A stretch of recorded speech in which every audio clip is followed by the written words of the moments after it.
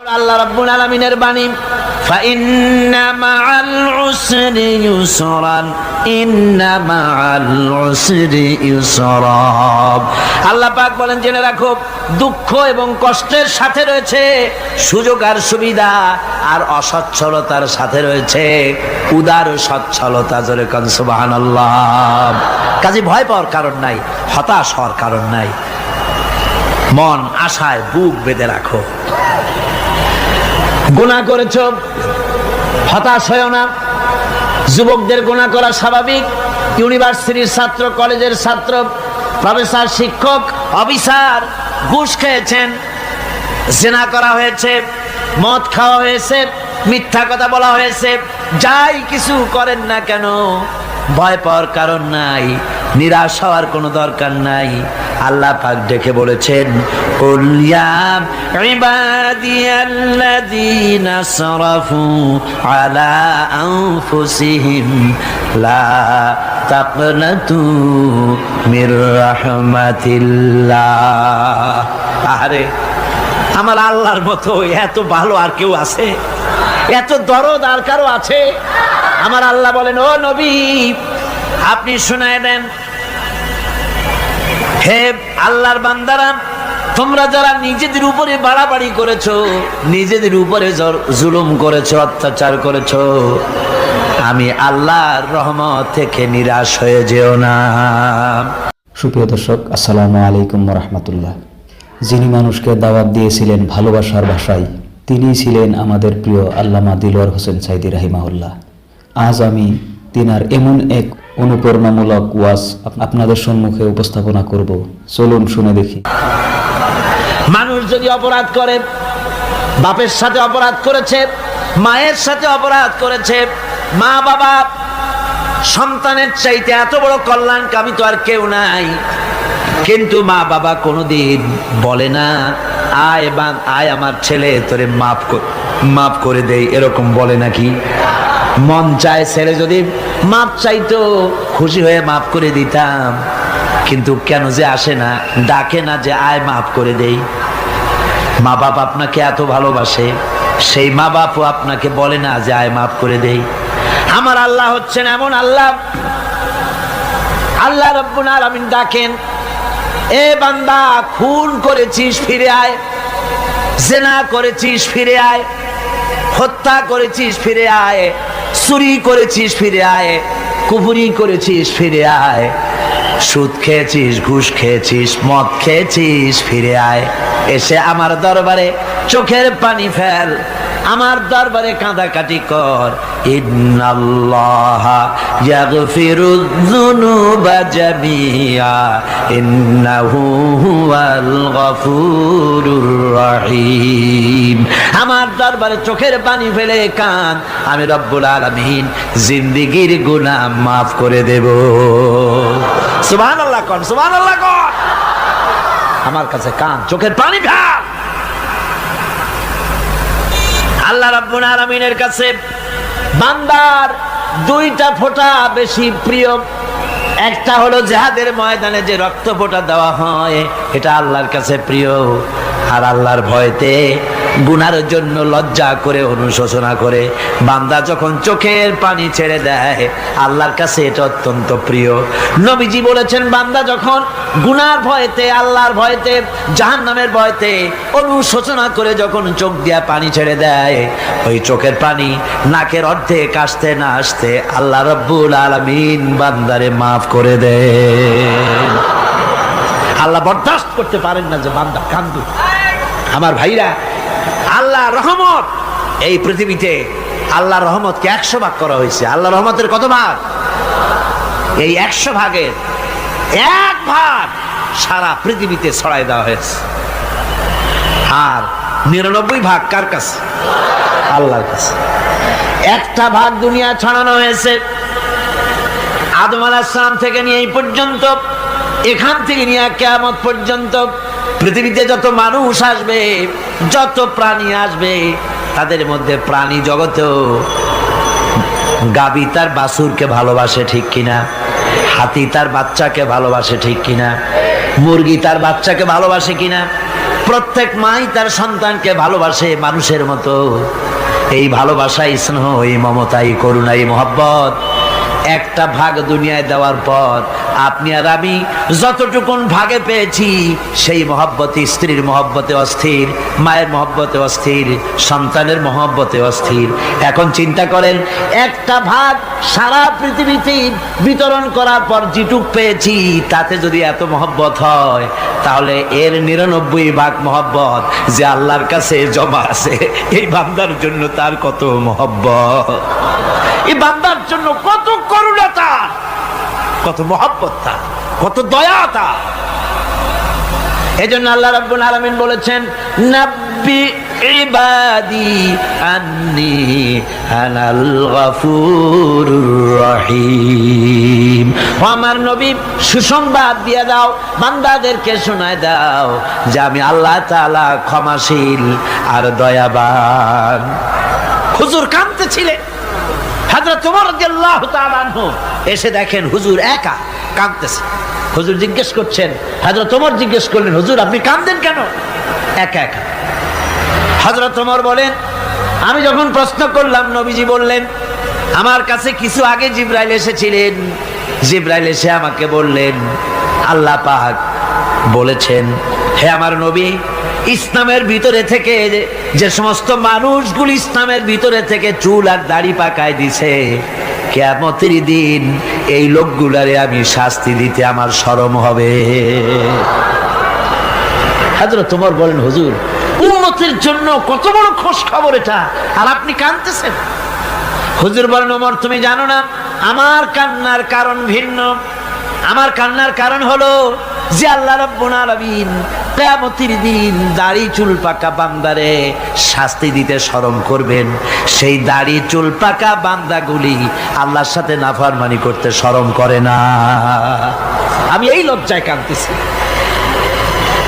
ভাইরা, হুজুর আল্লাহ পাক বলেন, ও আমার নবী, রাতের আধারে যখন একটা বুড়া আমার দরবারে হাত উঁচু করে, একটা বুড়া মানুষ রাতের আধারে যখন আমার দরবারে হাত উঁচু করে আর যখন বলতে থাকে, রব্বুল আলামিন আমার পেছনের জীবনটা বড় খারাপ করেছি, এমন কোন কাজ জীবনে করি নাই যা তোমার কাছে কিছু দাবি করতে পারি, সব রকমের নাফরমানি করেছি, আজ আমি বুড়া হয়ে গেছি, কামাই করতে পারি না, ছেলে আমাকে চোখে দেখতে পারে না, পুত্রবধূ আমাকে ঘরে জায়গা দেয় না, আমার স্ত্রী আমাকে দেখতে পারে না, রোজগার করতে পারি না, হাঁটতে পারি না, চলতে পারি না, সবার কাছে আমি তিতা হয়ে গেছি, আমি দাঁড়াতে পারি না, কোমরে ব্যথা পাই, হাঁটুতে ব্যথা পাই, চলতে পারি না, কানে শুনতে পাই না, চোখে দেখতে পারি না, আর তোমার কাছে কিছু চাইয়া নেব এমন ভালো কাজও করি নাই।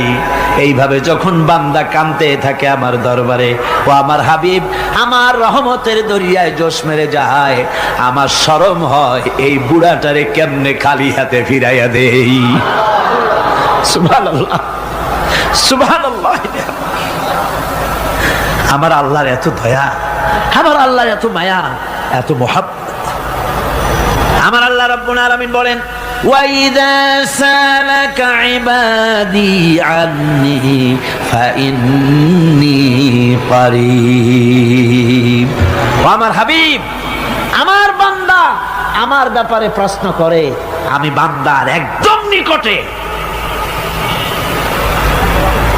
কোরআন শরীফের ভিতরে যত জায়গায় রাসূলকে বলা হয়েছে সুয়ালের কথা, আপনাকে প্রশ্ন করা হয়, আল্লাহ তার জবাব কুল এই কথা বলে জবাব দিয়েছেন। যত জায়গায় সুয়াল এসেছে, যেমন কোরআনে কারীমের মধ্যে আল্লাহ পাক বলেন, ওয়ায়াসআলুনাকা আনিল মাহিদ, মেয়েদের হায়েজ সম্পর্কে জিজ্ঞাসা করা হয়, কুল হিয়া আযা, হে নবী আপনি বলুন।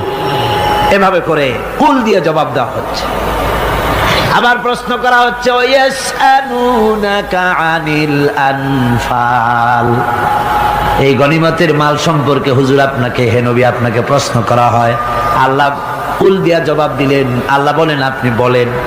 ওয়ায়াসআলুনাকা আনিল খামরি ওয়াল মাইসির, আল্লাহ পাক বলেন নবী আপনারে প্রশ্ন করা হয় কুল ফিহিমা ইসমুন কাবীর, আল্লাহ কুল দিয়া বললেন তুমি বলো। আবার বলা হলো ওয়ায়াসআলুনাকা আনিল আহিল্লা কুল হিয়া মাওয়াকিতু লিন্নাস। ও নবী আপনাকে প্রশ্ন করা হয় চাঁদের ক্রমবর্ধমান এবং ক্রমহ্রাস, এই যে বাড়ে আর কমে, পূর্ণিমা হয় অমাবস্যা হয়, কেন হয়?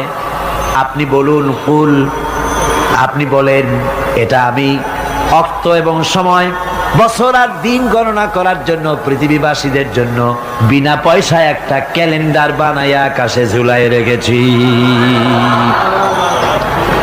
এভাবে যত জায়গায় এসেছে আপনাকে প্রশ্ন করা হয়, তত জায়গায় আল্লাহ জবাব দিয়েছেন কুল, আপনি বলেন। গোটা কোরআন শরীফের ভিতরে এই একটি মাত্র জায়গা যেখানে বলা হয়েছে আপনাকে প্রশ্ন করা হয়, আল্লাহ এখানে বলতে পারতেন কুল, আপনি বলেন, আল্লাহ তোমাদের নিকটবর্তী, এভাবে জবাব হয় নাই। এটা কায়দাটা হলো এই, আল্লাহ বলতেছেন ওয়াইজা সালাকা ইবাদি, ও আমার নবী, প্রশ্ন তো আমার বান্দারা আমার ব্যাপারে করেছে, এবার আপনার জবাবের কোনো দরকার নাই। প্রশ্ন আমার ব্যাপারে, আমি নিজে জবাব দিয়ে দেই ফা ইন্নী কারীব। ও বান্দা, আমার ব্যাপারে প্রশ্ন করেছিস, জবাব আমি দেই, আমি তোর সবচাইতে বেশি নিকটে। সুবহানাল্লাহ, কত নিকটে? وَنَحْنُ أَقْرَبُ إِلَيْهِ مِنْ حَبْلِ الْوَرِيدِ। তোর যে রগ, এই শাহরগের চাইতেও আমি তোর বেশি কাছে। সুবহানাল্লাহ। আমার ডাক, আমার ডাক, কলিজা দিয়া ডাক, অন্তর দিয়ে ডাক। মনের থেকে মানুষ যদি ডাকে, মুখের ডাক আর মনের ডাক এক জিনিস নয়। दिल से जो बात निकलती है असर रखती है पर नहीं मगर ताकते परवाज रखती है। दिल থেকে যে কথা বেরোয় তা প্রভাব বিস্তার করে, ডানা নাই কিন্তু ওড়ার ক্ষমতা রাখে। মনের কথাই ভিন্ন। মন থেকে, দিল থেকে, কলিজা থেকে, অন্তরের গভীর কন্দর থেকে মুহাব্বতের সাথে কেউ যদি একবার বলে আল্লাহ, বলেন আল্লাহ, আল্লাহ, আল্লাহ,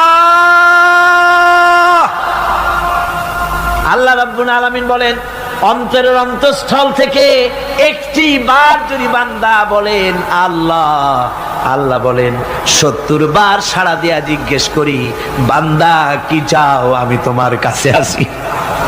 সুবহানাল্লাহ, আমি তোর একদম কাছে, কি চাস বল, বল আমার কাছে। এমন দয়াবান, এমন মেহেরবান, এমন আল্লাহ আমাদের। সে আল্লাহ রাব্বুল আলামিন তিনি বলছেন وقال ربكم ادعوني استجب لكم।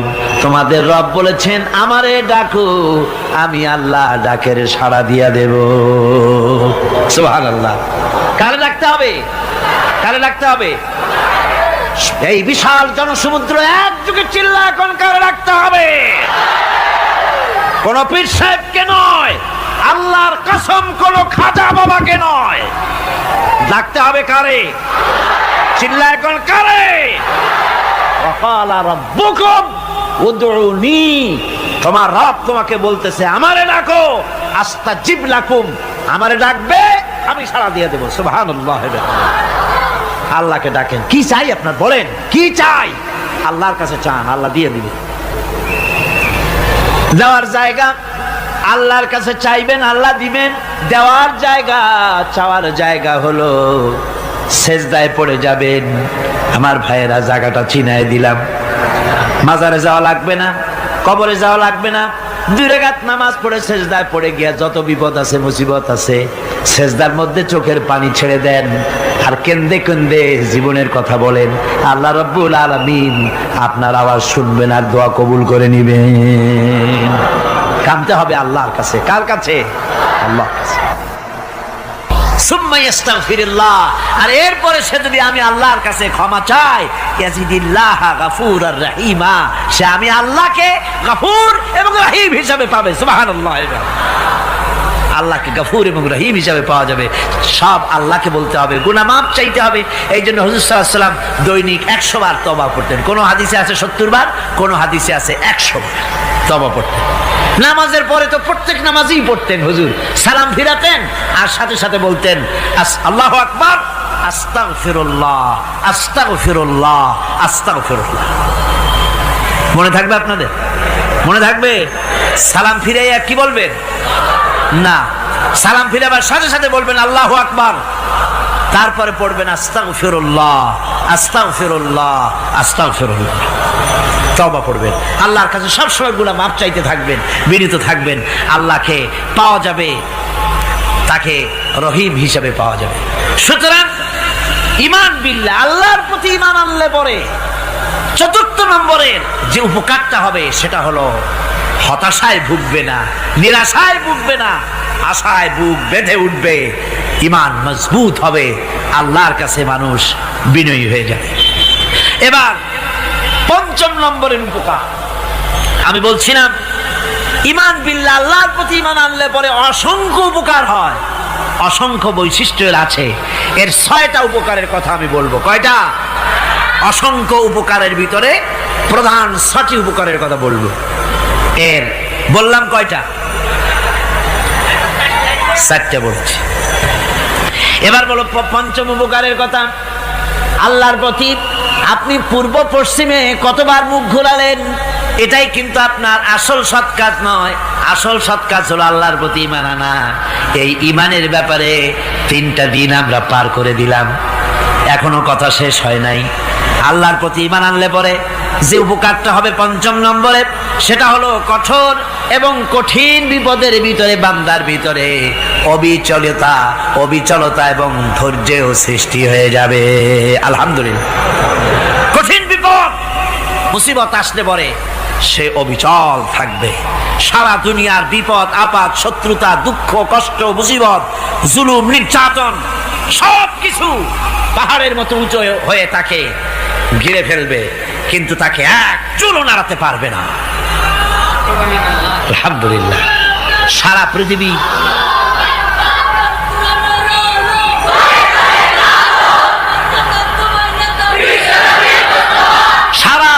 একদিকে আর সে একা একদিকে থাকবে। বিরোধিতা তো হবেই, বিপদ তো আসবেই। কবি বলতেছেন, সাথে জাকা রহা হ্যায় अज़ल से ता इमरोज, सतेजा का रहा है अज़ल से ता इमरोज, चरागे मुस्तफावी से शरारे बुलहबीस। সে আবহমান কাল থেকে শুরু করে মুস্তাফা সাল্লাল্লাহু আলাইহি ওয়াসাল্লামের দীপ শিখার সাথে আবু জাহেল, আবু লাহাবের অগ্নিস্ফুলিঙ্গের টক্কর লেগেই আছে। রাসূলুল্লাহর আল্লাহর দেওয়া এই বিধান, এই দ্বীনের বাতিটা টিম টিম করে চলেছে। আর গোরকি, টর্নেডো, হাজার হাজার মাইল বেগে হেরিকেন এসেছে, গোরকি এসেছে, টর্নেডো এসেছে, টাইফুন এসেছে, কিন্তু এই আলো নিবাইতে পারে নাই। সুবহানাল্লাহ। এই আলো নিবাতে পারে নাই। এই শত্রুতা চিরকালের, নিবাতে পারবে না। কারণ হচ্ছে আল্লাহ রাব্বুল আলামিন বলেছেন, ইউরিদুনা লিইউতফিউ নূরাল্লাহি বিআফওয়াহিহিম ওয়াল্লাহু মুতিম্মু নূরিহি ওয়ালাউ কারিহাল কাফিরুন। ওরা চায় মুখের ফু দিয়ে আমার আলোকে নিভিয়ে দেবে, কিন্তু আমি আমার আলোকে পূর্ণতা দান করব। তাতে কাফের বেঈমানদের কলজায় যত জ্বালা যন্ত্রণা হোক, আমার দ্বীন কেউ মিটাই দিতে পারবে না। সুবহানাল্লাহ। সুতরাং বিপদে অবিচলতা আসবে, সে অটল হবে, মজবুত হবে। কোরআনে কারীম বলতেছে, ওয়া কাযালিকা জাআলনা লিকুল্লি নাবিয়্যিন আদুওয়াম মিনাল মুজরিমিন। এই পৃথিবীতে তেমনি করে আমি সকল নবীদের শত্রু বানিয়েছি সব পাপিষ্ঠ অপরাধীদেরকে। নবীদের সাথে বিরোধিতা করেছে কারা? পাপিষ্ঠরা, অপরাধীরা। আজও খুঁজে দেখেন, আজও ইসলামী আন্দোলনের বিরোধিতা যারা করে সবগুলি কি? পাপিষ্ঠ। সত্য কি না কর? ইসলামী আন্দোলনের বিরোধিতা যারা করে হিসাব করে, চোখ দিয়ে তাকায় দেখেন, খুঁজে দেখেন তাদের নামগুলি।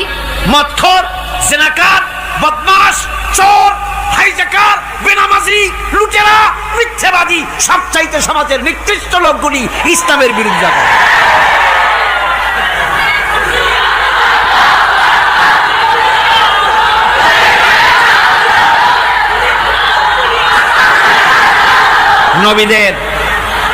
নবীদের শত্রু আল্লাহ বলেন সব যুগে নবীদের সাথে শত্রুতা করেছে পাপিষ্ঠরা। আল্লাহর কথা, কার কথা? সকল যুগে নবীদের সাথে শত্রুতা করেছে পাপিষ্ঠরা, নিকৃষ্ট ধরনের অপরাধীরা। সুতরাং নবী রাসূলদের অবস্থা যখন এই, তখন দ্বীনের দাওয়াত যারাই দেবে তাদের কিসমত এরকম হবেই। এই বাধার মোকাবেলা তাদেরও করতে হবে। এই যে বাধাটা আসে, এই যে মারে, অপরাধ কি? এই যে তারা চোর বা ডাকাত যাদের মারা হয়। আল্লাহ রাব্বুল আলামিন বলেন অপরাধ হলো ওয়ামা নাকামু মিনহুম ইল্লা আইয়ুমিনু বিল্লাহিল আজিজিল হামিদ। অপরাধ হচ্ছে ইমানদার লোকদের উপরে নির্যাতন চালিয়েছে, অন্য কোনো কারণে নয়। কারণ একটাই, তারা আল্লাহর জমিনে আল্লাহর দ্বীন প্রতিষ্ঠা করতে চেয়েছে, আর কোনো অপরাধ না। জমিন আল্লাহর, জমিন কার? এই বিশাল জনসমুদ্র গর্জে উঠুন একযোগে, বলুন জমিন কার? আইন চলবে কার? এখানেই সংঘর্ষ বেঁধেছে আবহমান কাল ধরে। মানুষ অত্যাচারিত হয়েছে, সাহাবায়ে কেরাম অত্যাচারিত হয়েছেন। বুখারী শরীফের হাদিসে এসেছে রাসূল করিম সাল্লাল্লাহু আলাইহি ওয়াসাল্লামের কাছে হযরতে খাব্বাব গিয়ে উপস্থিত হয়েছিলেন। হযরতে খাব্বাব বলেন, হাদিসটা এভাবে লেখা হয়েছে বুখারীতে, ওয়ান খাব্বাব বিন আরিদ রাদিয়াল্লাহু তাআলা আনহু قال شكونا إلى رسول الله صلى الله عليه وسلم وهو متوسد بردة له في ظل الكعبة। রাসূলুল্লাহর কাছে গেলাম, কাবা শরীফের কাছে গিয়ে দেখি নবীজি একটা চাদর গায়ে দিয়ে তিনি আরাম ফরমাচ্ছিলেন কাবা শরীফের ছায়ায়। সেখানে গিয়ে বললাম, আলা তাস্তানসিরু লানা আলা তাদউ লানা ইয়া রাসূলুল্লাহ, হে আল্লাহর রাসূল, আপনি কি আমাদের জন্য আল্লাহর কাছে দোয়া চাইবেন না? আপনি কি আল্লাহর কাছে আমাদের জন্য সাহায্য চাইবেন না? আমাদের লোকগুলিকে, মুসলমানগুলিকে মারতে মারতে তো শেষ করে ফেলে দিল। তারা আমাদের সুমাইয়াকে মারলো, আমাদের খাব্বাবকে উটের সাথে পায়ের দড়ি লাগায় টানলো, আমাদের খোবায়েবকে তারা আগুনের উপরে চিৎ করে শোয়ায় রাখলো, না খায় রাখতেছে, মারতেছে, কষ্টে তো শেষ হয়ে গেলাম। হুজুর, আপনি কি আমাদের জন্য দোয়া করবেন না? হাদিস শরীফে এসেছে, নবীজি উঠে বসলেন সোজা হয়ে। নবীজি বলেন, ও আমার সাহাবী, ও খাব্বাব, শোনো, তোমাদের আগে এই পৃথিবীতে যারা দ্বীনের দাওয়াত দিতে এসেছিলেন তাদেরকে সমকালীন রাষ্ট্র শক্তি, সমাজ শক্তি তাদেরকে ধরতো। ফায়ু খাজুর রাজুলো, তাদেরকে তারা ধরতো। ফায়ুহফারু লাহু ফিল আরদ, আর তার জন্য জমিনের ভিতরে কবর বানাইতো। ওই কবর ফায়ু জালু ফিহা, ওই কবরের ভিতরে তাকে কোমর পর্যন্ত গেড়ে দিত। সুম্মা ইউতা বিল মানসার, এরপরে করাত আনতো। ফায়ুদাউ আলা রাসিহি, এরপরে ওই করাত তার মাথার উপরে রাখতো। ফায়ুজালু নিসফাইন, এরপরে করাত দিয়া চিড়ে জীবিত মানুষটারে দ্বিখণ্ডিত করে ফেলে দিত। মা ইয়াসুদ্দুহু যালিকা আন দীনিহি, ও আমার খাব্বাব, এত কষ্ট দেওয়ার পরেও সেই যুগের কোন মুসলমানকে, দ্বীনের দায়ীদেরকে আল্লাহর দ্বীন থেকে এক চুলো তারা সরাই দিতে পারে নাই, এক চুলো সরাতে পারে নাই। ওয়াল্লাহি, ও খাব্বাব, আমি আমার আল্লাহর নামে কসম করে বলছি, লা ইউতাম্মান্নাল্লাহু হাযাল আমরা হাত্তা ইয়াসিরার রাকিবু মিন সানা ইলা হাযরামাউত। আমি কসম করে বলি, আল্লাহ রাব্বুল আলামিনের এই সানা থেকে হাযরামাউত পর্যন্ত লোকেরা যাতায়াত করবে, সুন্দরী রমণীরা গমন করবে, সদাগরেরা যাতায়াত করবে, টাকা নিয়া পয়সা নিয়া যাতায়াত করবে। তাদের মনের মধ্যে লুটের ভয়, টাকার ভয়, চুরির ভয়, ডাকাতির ভয়, জেনার ভয়, হত্যার ভয়, ধর্ষণের ভয়, কোনো ভয় থাকবে না। লা ইয়াখাফু ইল্লাল্লাহ, আল্লাহ ছাড়া কোনো ভয় থাকবে না। এমন একটা সমাজ, এমন একটা সময় আসবে। ওয়ালাকিন্নাকুম তাস্তাজিলুন, অথচ খুব তাড়াহুড়ো তোমরা করতেছো। তাড়াহুড়ো করো না, সময় আসবে ইনশাআল্লাহ। আমার ভাইয়েরা, আমার বন্ধুগণ, কঠিন বিপদে অবিচলতা এবং ধৈর্যের দৃষ্টান্ত রেখে গেছেন আম্বিয়া আলাইহিমুস সালাম। সুবহানাল্লাহ। কঠিন বিপদে অবিচলতা, দৃঢ়তা, ধৈর্য কারে বলে, তার দৃষ্টান্ত কারা রেখেছেন? আম্বিয়া আলাইহিমুস সালাম। ওনারাই আমাদের আদর্শ, নবীরাই আদর্শ। সাহাবায়ে কেরাম রিদওয়ানুল্লাহ তাআলা আলাইহিম আজমাইন আমাদের আদর্শ। ভাইরা আমার, মুসা আলাইহিস সালামকে ফেরাউন যখন ঘিরে ফেলে দিল, কোরআনের সব কথা গল্প গুজবার ইতিহাসের জন্য লেখা হয় নাই। কোরআনের মধ্যে যা লেখা হয়েছে সব বান্দাদের উপদেশের জন্য, যাতে করে লোকেরা চিরটা কাল এর থেকে উপদেশ নিয়ে নিজেদের তৈরি করতে পারে। জোরে বলেন সুবহানাল্লাহ। মুসা আলাইহিস সালামের কথা আল্লাহ বলেন, ফেরাউন তাকে ঘিরে ফেলে দিল, পালাবার রাস্তা নাই। ফালাম্মা تراءى الجمعان قال أصحاب موسى إنا لمدركون। মুসা আলাইহিস সালামের উম্মতরা বললেন, হে মুসা, পাকড়াও হয়ে গেছি, পালাবার রাস্তা নাই। তিন দিক থেকে আমাদেরকে ঘেরাও করেছে ফেরাউনের শক্তি। সামনে কি? দরিয়া, আর তিন দিকে কি? ঘেরাও আন্দোলন। পালাবার পথ নাই, পালাবার পথ নাই। সারাশি আক্রমণ, ঘেরাও আন্দোলন। এই যে এই ঘেরাওটা তো আজকে নতুন নাই, ঘেরাও আসছে অনেক আগের থেকে। আসলে কথা বুঝতে পেরেছি। মাইক না থাকলে আমি কি করবো কোন? আজকে এরকম হচ্ছে কেন? আগামীকাল ঠিক হবে ইনশাআল্লাহ, রাগ করেন না। গান হচ্ছে, বসেন বসেন। শয়তান ঢুকছে মাইকের মধ্যে। অনেক সময় হয় কি, মাইকের হাই পাওয়ারের যে মেশিন আছে, এর ভিতরে ইথার থেকে রেডিওর ওই গানগুলি ওর মধ্যে ঢুকে পড়ে। কথা বুঝতে পেরেছেন? এই জন্য শয়তান তো আর বসে থাকে না, ওরও তো কিছু করার আছে।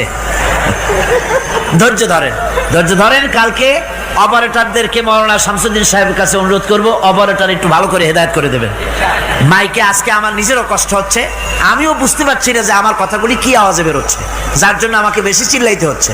বক্তাকে কি লাউডে তার কথা বেরোচ্ছে তা তার কানে আসতে হয়, তাহলে বোঝা যায় যে আমার কথাগুলি কিভাবে বেরোচ্ছে।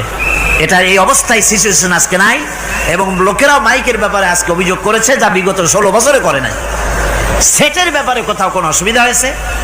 মাইকটা ভালো, এবং মাইক যারা দেন প্রতি বছর খেদমত করে, আল্লাহ তাদের প্রতি রহম করুন। সবাই বলেন আমিন। এদেরকে রাগ করে পথে পাই আবার মারধর করেন না। সিলেটের যে তাফসির মাহফিল হয়, বিগত 19 বছর তাফসির করেছি একটানা, এবার 20 বছর পুরো হবে ইনশাআল্লাহ। সিলেটে একটানা 20 বছর তাফসির করতেছি সেখানে। তো মাইক, একটা লোক বিনা পয়সা মাইক দেয়, মাইকের ভাড়া সে নেয় না। তাফসিরে মাহফিলের মাইকের ভাড়া নেয় না। যে বছর এরশাদ সরকার আমাকে প্লেন থেকে নামতে দিল না, আপনাদের মনে আছে? সিলেট থেকে ফিরাই দিল। এই খবরটা মাইকম্যান যখন শুনেছে যে আমাকে নামতে দেয় নাই, ফিরাই দেওয়া হয়েছে, সাথে সাথে স্ট্রোক করেছে, হার্ট ফেল করে দুনিয়া থেকে বিদায় হয়ে গিয়েছে। সিলেটে তাফসির হতে পারবে না, এই কথাটা বরদাস্ত করতে পারে না। আমি কেঁদেছি আর দোয়া করেছি, আল্লাহ, কোরআনের মহব্বতে লোকটার এই অবস্থা হলো, তোমার জান্নাত তুমি দয়া করে তাকে দান করে দিও। কাজে কোনো ব্যবসায়ী চায় না যে তার ব্যবসাটা খারাপ হোক, লোকেরা মন্দ বলুক। এ মাইকের ব্যাপারে আপনারা আজকে রাগারাগ করেন না, যা হয়েছে কালকে ভালো হবে ইনশাআল্লাহ। সবাই বলেন ইনশাআল্লাহ। এখন চলেন আমরা ফেরাউনের অবস্থা দেখি গিয়া কি করতেছে ফেরাউন। মুসা আলাইহিস সালামকে ঘেরাও করে ফেলেছে। পালাবার উপায় নাই, একদিকে দরিয়া, তিন দিকে ফেরাউনের শক্তি। এই যে ঘেরাও টেরাও, মানে নতুন তো না, ধর্মঘট নতুন না, পুরানা জিনিস। এই পৃথিবীতে সর্বপ্রথম ধর্মঘট কিসের উপরে হয়েছে জানেন? এই পৃথিবীর প্রথম ধর্মঘট হয়েছে পেঁয়াজ, রসুন আর ডাইলের উপরে, মুসা আলাইহিস সালামের জামানায়।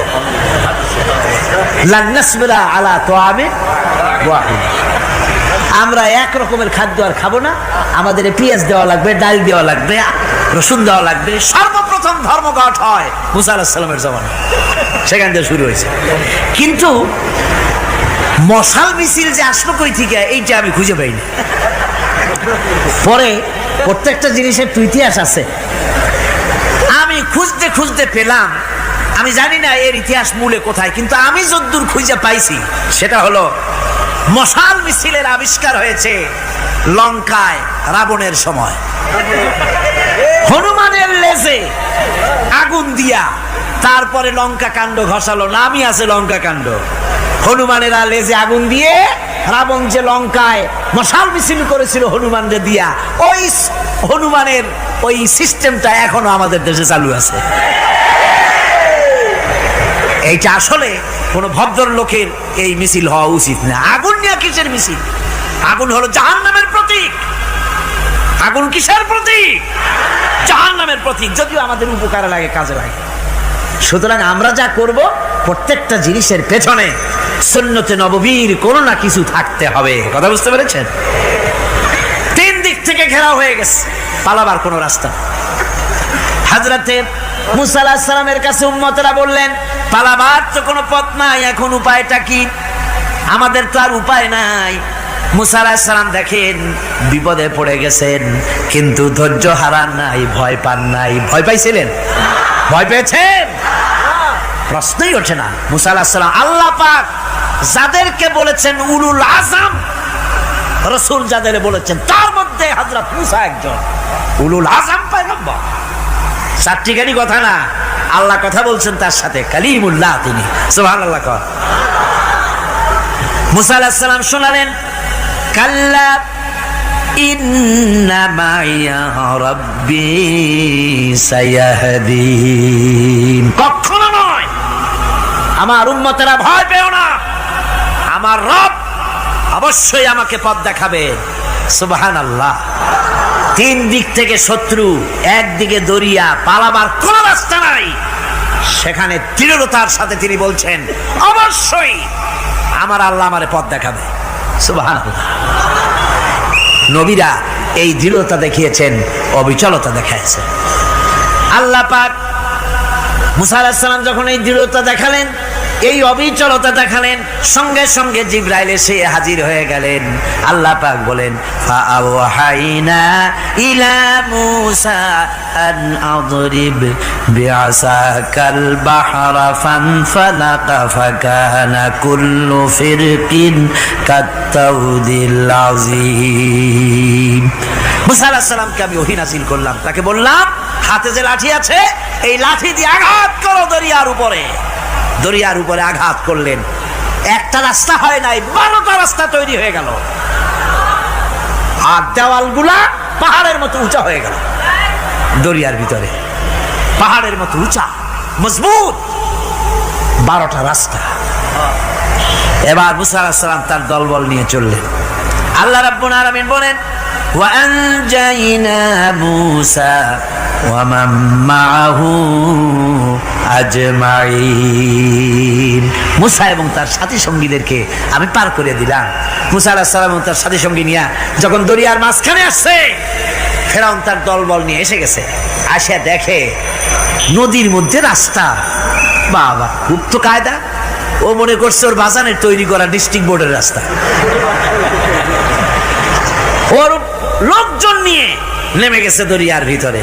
ও আসছে মাঝখানে, মুসা আলাইহিস সালাম চলে গেছেন ওপার, দরিয়া পার। মাঝখানে যখন এসে গেল, আল্লাহ রাব্বুল আলামিন পানিকে অর্ডার করলেন। কোন আল্লাহর তো বটন টেপা লাগে না, মুখ দিয়া কোনো হুকুম করা লাগে না। শুধু বলেন কুন, যে ব্যাপারে কুন বলেন ফায়াকুন, সাথে সাথে হয়ে যায়। আল্লাহ বললেন কুন, আর অমনি রাস্তা বন্ধ হয়ে গেল। এবার তুফান শুরু হয়েছে নদীতে, ঢেউয়ের উপরে ঢেউ, মৌজুন কাল জিবাল, পাহাড়ের মতো উঁচু হয়ে হয়ে ঢেউ আসতেছে। দলবল ঘোড়া আর অস্ত্রপাতি যা ছিল সব মরিয়া শেষ।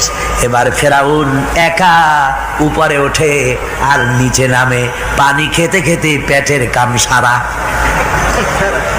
জনমের খাওয়া খাইছে পানি। এখন জান যায়, বাঁচবার আর উপায় নাই, বাঁচবার আর উপায় নাই। ফেরাউন তার নিজের জীবন সম্পর্কে হতাশ হয়ে গেল।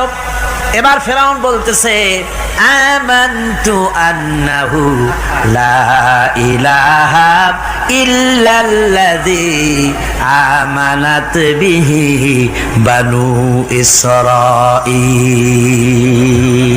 আমি ঈমান আনলাম, আমি ঈমান আনলাম আল্লাহ ছাড়া কোনো ইলাহা নাই। ওই আল্লাহর উপর ঈমান আনলাম যে আল্লাহর উপর ঈমান এনেছে বনি ইসরাঈলেরা। আল্লাহ যাতে ঠিক পায় যে কোন আল্লাহর উপর ঈমান আনছে। বনি ইসরাঈলের আল্লাহর উপর ঈমান আনলাম। আল্লাহ এই তো মুসলমান হয়ে গেছি, এরপরও আমারে সুবাও কেন? আল্লাহ রাব্বুল আলামিন জবাবে বলেন, আল আন, এখন ওয়াকাদ আসাইতা ক্বাবলু ওয়া কুনতা মিনাল মুফসিদিন। এখন ঈমান আনার কথা বলছো, অথচ যুগের পর যুগ, বছরের পর বছর ধরে আমার মানুষের উপরে মন গড়া আইন চালাইছো, আমার পয়গম্বরের সাথে বেয়াদবি করেছো। আজ তোমাকে আমি ছাড়ছি না, তোমাকে আজকে ছেড়ে দেব না, আমি তোমাকে মারব। আর সমস্ত প্রাণীগুলিকে, স্থলচর প্রাণীগুলিকে আল্লাহ পাক অর্ডার দিয়া দিলেন, এই ফেরাউনের লাশকে ডুবাবি না, পচাবি না, খাবি না। আলিয়াউমা নুনাজ্জিকা বিবাদানিক, আমি তোমার শরীরে বাঁচায় দেব। পোকে খাবে না, পানিতে পচবে না, মাছে খাবে না, কুমিরে খাবে না, দুনিয়ার কোনো পশুতে খাবে না। আমি তোরে শুটকি বানাইয়া রাখবো, যাতে করে দুনিয়ার সমস্ত ফেরাউন যত যুগে যুগে আসে তোরে দেখে যেন হেদায়েত নিতে পারে। ফেরাউনকে আল্লাহ শুটকি বানায় রাখছে। আমি ফেরাউনদের লাশ দেখেছি ব্রিটিশ মিউজিয়ামে। ফেরাউন তো একটা না, অনেকগুলা। আসলদারে অবশ্য দেখিনি। ব্রিটিশ মিউজিয়ামে ওই ফেরাউনগুলার লাশ যখন অসুবিধা হয়, মমিগুলি, তখন ইংল্যান্ডে নিয়ে যায় চিকিৎসা করাবার জন্য।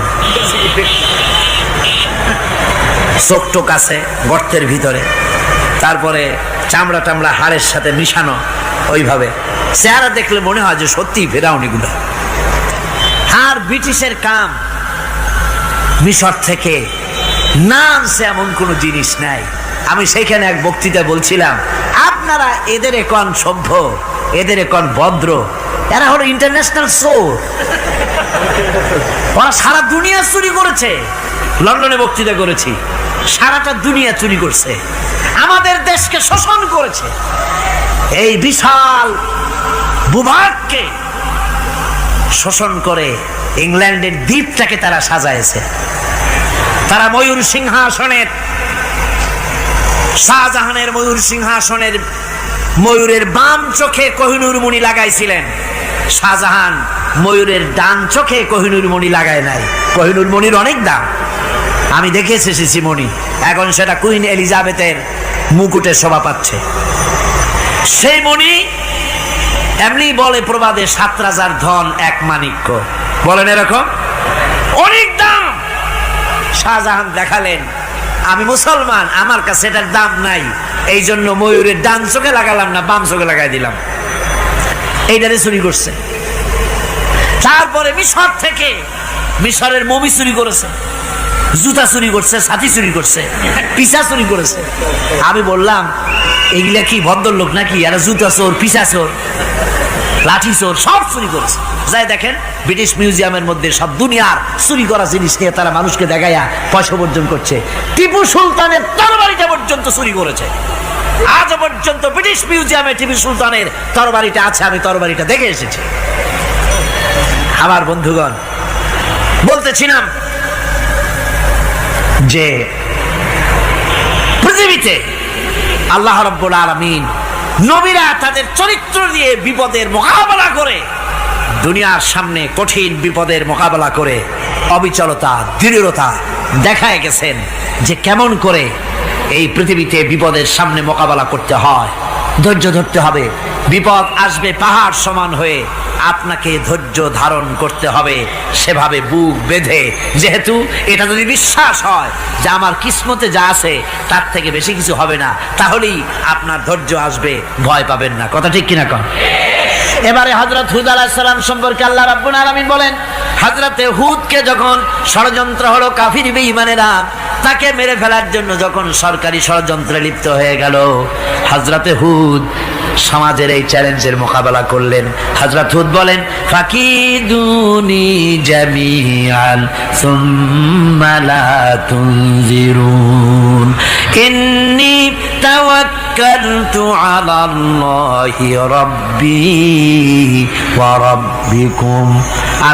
তোমরা তোমাদের ষড়যন্ত্র আমার বিরুদ্ধে যত পারো আমার বিরুদ্ধে ষড়যন্ত্র চালাও, এতটুকুন আমার অবকাশ দিও না। আমি এমন আল্লাহর উপরে ভরসা করেছি যার হাতের ভিতরে তোমাদেরও জান আর আমারও জান। যা পারো তাই করো। সরকার সমস্ত শক্তি একত্রিত হয়ে আমার মোকাবেলা করো। একদিকে হুদ আলাইহিস সালাম, আর একদিকে গোটা জাতি। হযরত হুদ ভয় পায় নাই। সুবহানাল্লাহ খান। ঈমান বিল্লাহ মানুষের কলিজাকে এভাবে শক্ত করে দেয়। কোন আলহামদুলিল্লাহ।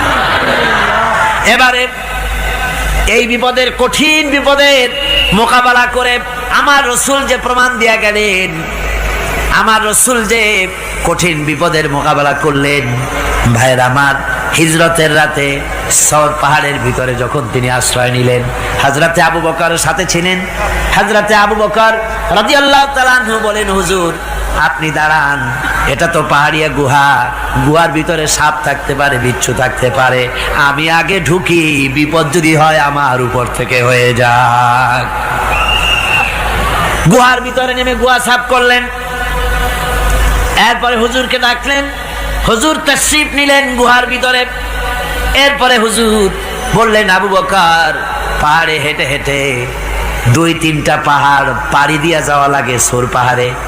মদিনার সোজা রাস্তা হুজুর ধরেন নাই, মেসফালার পথ দিয়া, জাবালে কেদোয়ার উপর দিয়া 3টা পাহাড় পাড়ি দিয়া তারপরে হুজুর গেলেন সোর পাহাড়ে। গুহার ভিতরে হুজুর তাশরীফ নিলেন। বললেন, আবু বকর তুমি বসো, তোমার উরুর উপরে মাথা রেখে আমি একটু আরাম করি। হযরতে আবু বকর বসলেন, হুজুর তার উরুর উপরে মাথা রেখে ঘুমায় গেলেন। আর এরপরে কাফির বেঈমানেরা তালাশ করতে করতে কাফেররা এসে গেল পায়ের চিহ্ন দেখে দেখে গর্তের কাছে। হযরত আবু বকর ভয়তে কেঁদে ফেললেন, আহারে আর তো উপায় নাই, এবার তো ধরা পড়ে গেছি, এবার নবীজিকে মেরে ফেলে দেবে। নবীর মহব্বতে, নিজের মহব্বতে নয়, নবীর মহব্বতে কাঁদতেছিলেন। হুজুর বলেন, হুজুরের ঘুম ভেঙে গেল। বলো, আবু বকর কাঁদো কেন? ছেলের কথা, মেয়ের কথা, বিবির কথা, বাড়ির কথা মনে পড়লো নাকি? হযরত আবু বকর বলেন, ইয়া রাসূলুল্লাহ, আল্লাহর কসম করে বলি, যেদিন ঈমান এনেছি এই কলিজার ভিতরে মা বাপ, স্ত্রী, পুত্র, পরিজন, এমনকি আমার নিজের জীবনের চাইতে আপনারে বেশি ভালোবাসি। কান্দো কেন? কান্দো কেন? হযরত আবু বকর বলেন, হুজুর ধরা পড়ে গেছি, কাফেররা এসে গেছে গর্তের কাছে, তাকালি আমাদের দেখতে পাবে, আমরা তো মাইনরিটি, ওরা তো মেজরিটি, আমরা তো ধরে মারি ফেলাই দেবে, আপনাকে মেরে ফেলে দেবে, এই জন্য কাঁদি। আল্লাহ রাব্বুল আলামিন, হুজুর তখন কি দৃঢ়তা, কি অবিচলতা, কি ধৈর্যের পাহাড় সম মনোবৃত্তি তখন দেখালেন। আল্লাহ কোরআন শরীফে চিরকাল যাতে মানুষেরা হেদায়েত নিতে পারে সেজন্য হুজুরের কথা উঠায় দিলেন কোরআনে। আল্লাহ পাক বলেন, ইযহুমা ফিল গার ইয ইয়াকুলু লিসাহিবিহি লা তাহজান ইন্নাল্লাহা মা'ানা। ও বন্ধু, ভয় পেও না, আল্লাহ আমাদের সাথে আছেন। সুবহানাল্লাহ। আল্লাহ আমাদের সাথে আছেন। আমরা মাইনরিটি নই, আমরাই মেজরিটি। আল্লাহ আছে আমার সাথে, ভয় পাওয়ার কোনো কারণ নাই। সুবহানাল্লাহ। আল্লাহ পাক বলেন ফাআনসালাল্লাহু সাকিনাতাহু আলাইহি ওয়া আইয়াদাহু বিজুনুদিন লাম তারাওহা। আমি এদের অন্তরের ভিতরে আমি শান্তি নাজিল করে দিলাম, প্রশান্তি দিয়া দিলাম, আর আমি সাহায্য করলাম, আর এমন সব সৈন্য পাঠায় দিলাম যে সৈন্যগুলি তোমরা দেখতে পাও নাই। সুবহানাল্লাহ ওয়া বিহামদিহি। ভাইরা আমার, রাসূল করিম সাল্লাল্লাহু আলাইহি সাল্লাম এই বিপদের মাঝে, চরম বিপদের মাঝে অবিচলতা, দৃঢ়তা, কঠিন আত্মনির্ভরতা দেখিয়েছেন। এগুলি হলো ঈমানের ৫ম নম্বরের উপকারিতা। আল্লাহর প্রতি ঈমান আনলে এভাবে পাহাড় সম ঈমান মজবুত হয়ে যায়। জেলের পরোয়া করি না, ফাঁসির পরোয়া করি না, শহীদ হওয়ার পরোয়া করি না। মেরে ফেলে দেবে, উড়ায় দেবে, হত্যা করবে, পরোয়া করি না। পরোয়া করি কেবলমাত্র কাকে? জোরে বলেন কারে? এইরকম মুসলমান হাজার হাজার লাখ লাখ দরকার নাই, ৩১৩ জন যথেষ্ট। কয়জন যথেষ্ট? ৩১৩ জন যথেষ্ট। বদরে যারা জান দিয়ে মাল দিয়ে দিনকে প্রতিষ্ঠিত করেছিলেন, এরকম ৩১৩ জনই যথেষ্ট ছিল। এই দৃঢ়তা, এই অবিচলতা, এই ঈমান, এই ধৈর্য শিক্ষা দেয়, এই উপকার করে ঈমান বিল্লাহ। আল্লাহর প্রতি ঈমান আনলে এভাবে পাহাড়ের মতো শক্ত হয়ে যায় কলিজা। কোন আলহামদুলিল্লাহ। আমার বন্ধুগণ, এবার আমি বলবো সর্বশেষ উপকারের কথাটা বলি, মোনাজাত ছেড়ে দেব। কয়টার কথা বলছিলাম? উপকার ৬টা উপকারের কথা বলেছি। অনেকগুলি বৈশিষ্ট্য, অনেকগুলি উপকারের মধ্যে আল্লাহর প্রতি ঈমানের ৬টা উপকারের কথা ৫টা বলা হয়ে গেছে। এবার ৬ষ্ঠ নম্বর এবং শেষ নম্বর, এটা হচ্ছে আল্লাহর প্রতি ঈমান আনলে পরে তার দ্বারা সবচাইতে বেশি ফায়দা পায় সমাজ এবং রাষ্ট্র। কোন আলহামদুলিল্লাহ, কোন আলহামদুলিল্লাহ। আল্লাহর প্রতি ঈমানের দ্বারা নৈতিক সংশোধন হয় এবং রাষ্ট্র আর সমাজ সবচাইতে বেশি উপকৃত হয়। কারণ হলো ঈমানদার ব্যক্তি আল্লাহর প্রতি যে ঈমান এনেছে, তার মনের মধ্যে ধারণা এটা হয়, আমার কোনো কাজ তো গোপন থাকে না। ইন্নাল্লাহা লা ইয়াখফা আলাইহি শাইউন ফিল আরদি ওয়ালা ফিস সামা। আল্লাহর কাছে গোপন বলতে কিছু নাই, আকাশেও নাই, জমিনেও নাই, কোনো কিছু গোপন নাই। সুতরাং আমি যা করি সব আল্লাহ দেখেন এবং শোনেন। এমনকি মানুষ যে কল্পনা করে, সে কল্পনাও আল্লাহ টের পায় না, নাকি? টের পায় কি না? ওয়াইন তুবদু মিন আনফুসিকুম আও তুখফুহু ইউহাসিবুকুম বিহিল্লাহ। মনের ভিতরে যে কল্পনা করো, আল্লাহ পাক বলেন এই কল্পনারও হিসাব আমি রব্বুল আলামিন তোমার কাছ থেকে নেব।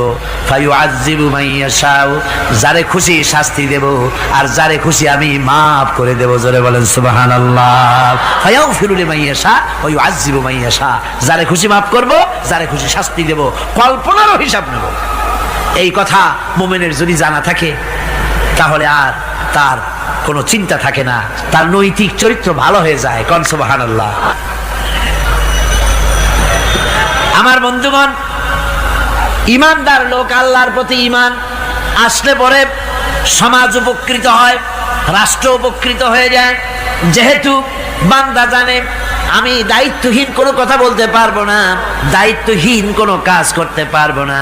আল্লাহ পাক বলেছেন, মা ইয়ালফিযু মিন কাউলিন ইল্লা লাদাইহি রাকীবুন আতীদ। বান্দা এমন কোনো কথা বলে না যে কথা আমার ফেরেশতারা রেকর্ড করে না রাখে। কাজী মুমিন ব্যক্তি আল্লাহর ভয়তে দায়িত্বহীন কথা বলবে না। নির্বাচন আসতে পরে রাস্তা সোনা দিয়ে বান্ধায় দেব, এই করব সেই করব, না খাইয়া কেউ মরবেন না। আসে না নির্বাচনের সময় সারাগালি বদনারা মঞ্চে দাঁড়িয়ে কত বড় বক্তৃতা করে, ভাইয়ের আমার, বোনের আমার, এবার আমার বোতল মার্কা বাক্স, আপনারা আমাকে ভোট দিয়ে দেশ এবং জাতির আরেকবার 12:30 বাজাইবার সুযোগ দিন। এবার ক্ষমতায় গেলে কেউ না খাইয়া মরবেন না, কিন্তু কি খাইয়া মরবে তাও বলে না। এর মারফতি অর্থ হচ্ছে এই, ওরা যদি ক্ষমতায় যেতে পারে তাহলে বিষ খাইয়া হোক, গুলি খাইয়া হোক, কিছু না কিছু খেয়ে মরতে হবে। একেবারে খালি পেটে মরলে গ্যাস্ট্রিক হওয়ার সম্ভাবনা আছে। ঈমান বিল্লাহ যদি না থাকে, আল্লাহর ভয় যদি না থাকে, তাহলে দায়িত্বহীন কথা বলে। আর আল্লাহর ভয় যদি থাকে তাহলে নৈতিকতার সংশোধন হয়ে যায়, দায়িত্বপূর্ণ কথা বলে, মানুষকে ফাঁকি দেয় না। আমার বন্ধুগণ, আল্লাহ রাব্বুল আলামিন তার বান্দা যারা যারা আল্লাহকে ভয় করে, সে ভয় করা বান্দাগুলির মনের মধ্যেই চিন্তা এসে যায়, আমি যেখানে থাকি না কেন আল্লাহ আমাকে দেখতেছেন, শুনতেছেন। রাতে হোক দিনে হোক, যেখানে আছি আল্লাহ আমারে দেখতেছেন। আল্লাহ পাক বলতেছেন, ওয়া হুয়া মাআহুম ইজ ইউবাইতুনা মা লা ইয়ারদা মিনাল কওলি ওয়া কানা আল্লাহু বিমা ইয়ামালুনা মুহীতা। আল্লাহ পাক বলেন, আমি তো আমার বান্দার নিকটে তখনও থাকি যখন সে গোপনে গোপনে রাতের বেলায় আমার মর্জির খেলাফ পরামর্শ করে। আমার মর্জির খেলাফ পরামর্শ করতেছে রাত্রে, আমি তো তখনও কাছে থাকি, ওটা আমি শুনি। ঈমান যদি আসে তাহলে এই সব কাজ থেকে সে বিরত থাকে। সে যদি কম হয় সেখানেও আল্লাহ, বেশিও যদি হয় সেখানেও আল্লাহ। এমন কোন জায়গা আছে নাকি চিটাগংয়ে যেখানে আপনি একটা আকাম করবেন আর আল্লাহ টের পাবে না? কোন আছে নাকি? আচ্ছা, চট্টগ্রামে না থাকুক, বাংলাদেশের কোন জায়গা আছে নাকি? পার্বত্য চট্টগ্রামে যত পাহাড় আছে, উঁচু নিচে জায়গা আছে, ওই জায়গায় বোধহয় আছে নাকি? সারা পৃথিবীতে আছে কোথাও? আল্লাহকে ফাঁকি দেওয়ার জায়গা কোথাও? সব স্পষ্ট। আল্লাহ কি ঘুমায় নাকি? ঘুমায়? তার কাছে দিনও যায়, রাতও তাই। সমানে তিনি দেখতে পান, শুনতে পান, সবকিছু দেখতে পান, সবকিছু শুনতে পান। তাকে ফাঁকি দেওয়ার কোনো উপায় নেই। এই জন্য ৬ষ্ঠ নম্বরের উপকার যেটা হয় সেটা হলো সমাজ উপকৃত হয় ওই মানুষ দিয়ে যার মধ্যে ঈমান আছে। হযরত ওমর রাদিয়াল্লাহু তাআলা আনহু রাতের আধারে শেষ রাত্রে ঘুরতেছিলেন, দেখেন এক বাড়িতে কথা হচ্ছে, কথাবার্তার আওয়াজ পাওয়া যায়। মনে করলেন কোন অসুখ বিসুখ নাকি। ঘরে গিয়ে কান পাচ্ছেন দেওয়ালের সাথে, শুনতে পাচ্ছেন ভিতরে বুড়ি মা তার মেয়েকে বলছে, এই মেয়ে ওঠ, উটের দুধ দোয়াই নিয়ে আসছি, এর মধ্যে পানি মিশা, তারপর সকালে বাজারে নিয়ে যা। মেয়ে বলছে, মা এই কামটা আমি পারবো না। কেন পারবি না? হযরত ওমর ফরমান জারি করেছেন, দুধে পানি মিশাতে নিষেধ করেছেন, কাজে এই কাজটা আমি পারবো না। আরে বেটি, আমিরুল মুমিনিন দেখ এখন কোথায় যায়, ঘুমায় আছে। সে কি দেখতেছে নাকি যে পানি মিশাই না কি মিশাই? মেয়ে বলতেছে, মা আমিরুল মুমিনিনকে ফাঁকি দেওয়া যেতে পারে, তার পুলিশ বাহিনীকে ফাঁকি দেওয়া যেতে পারে, কিন্তু আল্লাহ রাব্বুল আলামিনের চোখকে ফাঁকি দেওয়া যাবে না। হযরত ওমর এই কথা শুনে বাড়ি চলে গেলেন আর নিজের ছেলেকে ডেকে বললেন, ছেলে আমার, অমুক জায়গায় একটা বাড়ি আছে, সেখানে একটা যুবতী মেয়ে আছে, ওই মেয়েটার বিয়ে হয়েছে কিনা শোনো, যদি বিবাহ না হয়ে থাকে তুমি তোমার নিজের বিয়ের প্রস্তাব দাও।